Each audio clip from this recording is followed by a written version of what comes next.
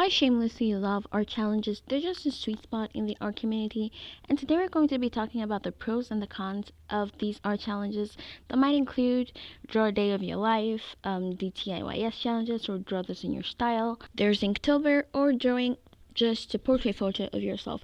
The list continues, and we're going to start with the good stuff. Now, ironically, we're going to start with the Voldemort of the art community, and that is exposure. Drawing for exposure or clout. I really don't find a problem with this, but it's okay if you're an artist who doesn't like to do stuff for just exposure. It's an easy way to bridge you to an audience who would have normally never found your artwork if you continue to make your OCs, and you get to interact with artists who either hosted or participated in the same art challenge. Making friends who enjoy the same kind of content that you do makes it easier to create your own stuff, and yeah, just find a niche, really.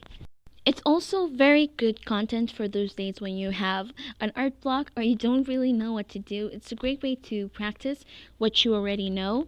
And yeah, that's basically the main good stuff that I can think about. There are a lot really like boosting your engagement, and it does a great job for that, but that's not guaranteed.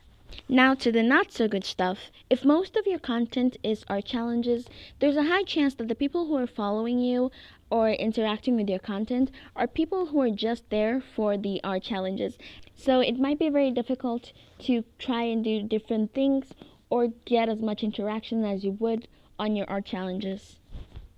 As I said before, it's a great way to practice what you already know, but not such a good way to learn something new. That's debatable, but most of the time I see people participating in art challenges. Let's use DTIYS as an example. People tend to use the same poses or the same colors, that's the point of it. But it's very hard to try and learn character design or just use something completely creative in your own aspect of it and just have your own identity. It's not a good way to learn something that might help you, maybe a way to practice what you already know with your art style, but not a good way to learn something that might encourage you to keep going and keep pushing you to, create your own unique content. And that might be hard because you might get more likes on doing a challenge than doing your own work, and you might get tempted to just not focus on your own artistic identity.